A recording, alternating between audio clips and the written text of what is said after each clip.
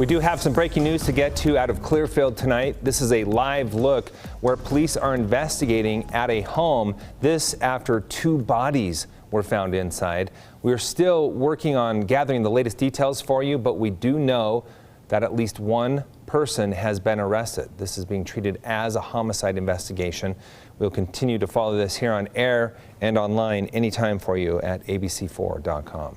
Now we move on to yet another mass shooting in America, this time at a Walmart in Chesapeake, Virginia.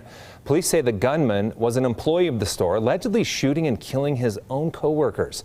ABC's Ike Ajachi in Chesapeake with the very latest.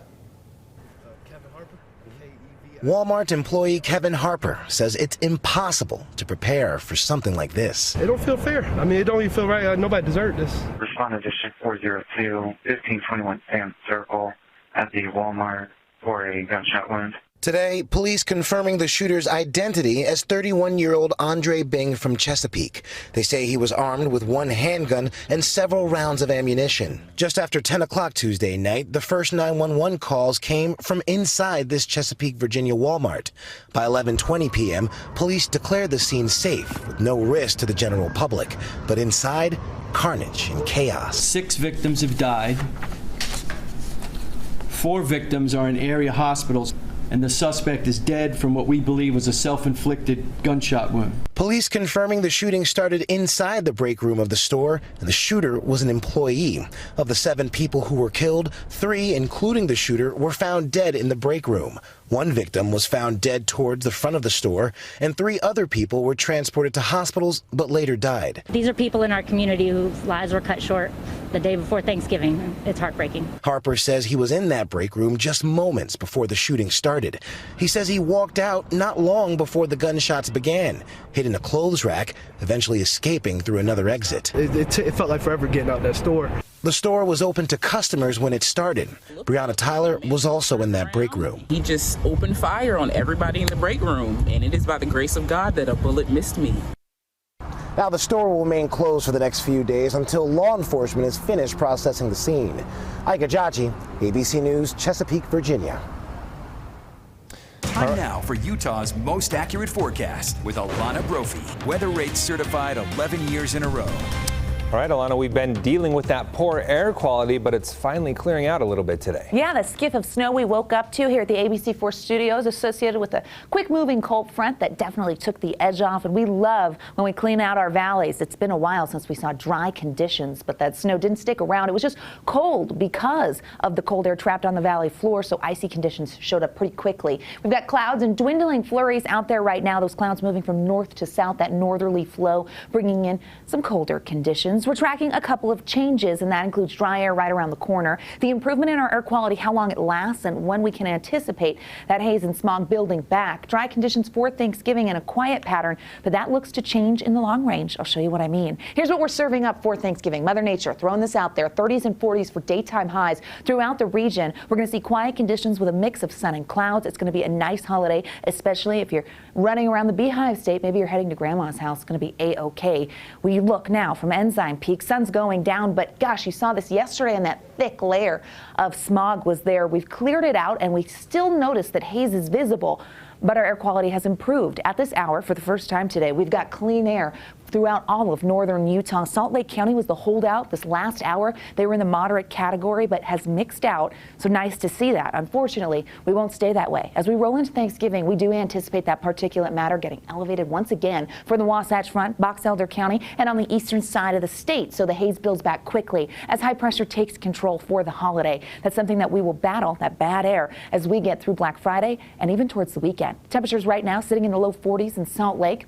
We're going to see 30s lining up with clearing conditions and drying conditions as we head into the overnight. So pretty quiet start to the day for tomorrow and the holiday. Long range shows that high pressure with our northerly flow. When we get northerly flow, we could see enhanced canyon winds down there in Washington County. So a heads up there. Also towards Castle Country, Price, you get a little gusty too. Those winds will eventually die down. That high pressure takes over for Thanksgiving with our mostly sunny skies. We see a deck of clouds on the western side of the state as we roll into the evening. And then as we hit Black Friday, pretty quiet, but we step away from the northerly flow.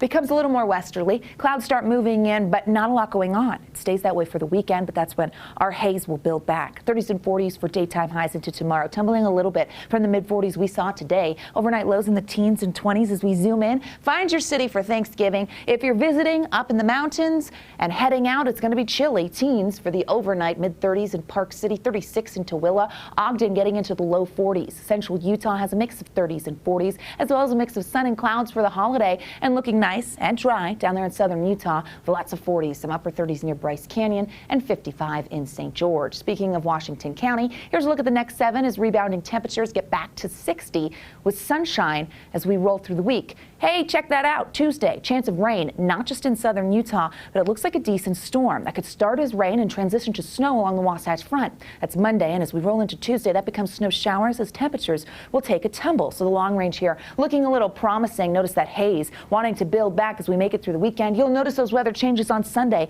ahead of the storm. A really nice Thanksgiving right around the corner. Glenn, back to you. All right. Thanks so much, Lana. Appreciate that. Turning on to sports and Wesley Ruff. And Wes, the Jazz back home tonight against a familiar foe. Finally, yeah, and we get to see a guy we used to watch all the time. Utah Jazz back on the home court tonight, and they'll be facing an old friend. Bojan Bogdanovic, who played for the Jazz for 3 years, is now with the Detroit Pistons, and he'll be going up against his old teammates, including Jordan Clarkson, who said the Jazz always trusted Bogey. We always knew that we could count on him to get a basket any point in the game. If that was in the post, if that was to make a timely 3, to win a game for us, to get a stop, anything, we always knew that Bojan, we had him, and we was going to be solid if he had that opportunity to get that play. We looked at him in those tough moments always. We knew he was a rock. He was always going to be there and had our backs. So that's one thing I can always say that was good about him. And great. We always knew he was going to give us 20+ a night. We knew he was never going to have an off night, and if he did, it might have been 18 or like, it was nothing. Never was like, man, Bogey just played terrible tonight. It was always, he always bring it to the table. We always knew we could count on him, and it was just dope being able to play with him. But Clarkson said even though they were teammates, he didn't really know much about Bogey off the court. It's like mysterious, but like to everybody, but I don't know. I feel like none of you guys really know him either. So comes in with the duffel bag sometimes. You don't know what's in it, man. It might be full of cash. You don't know. But I just know he comes to work and he's ready to hoop, and he's always about a basket. Clarkson expects Bogey to play hard tonight and doesn't think it will be too strange to see him on the other team. I don't think it's weird. It's kind of just like we all in our like new situations, new roles, new experiences. So I think we all are happy. Everybody down the line, we all still communicate, talk to each other, text each other, make jokes about each other. You can still feel that closeness with all the guys that played on that team. We always checking in on each other. And I'm pretty sure Bogey wasn't walking around with a duffel bag full I mean, of who cash. doesn't, right? Who knows? Maybe. Yeah, we're going to have highlights of that game coming up tonight at 10 o'clock. All right, great stuff. Thanks so much, Wes. Appreciate it.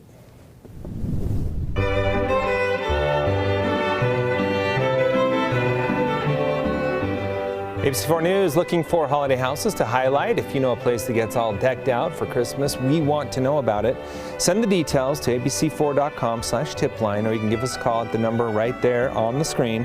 During our 6 p.m. newscast, we'll be featuring houses every week until Christmas.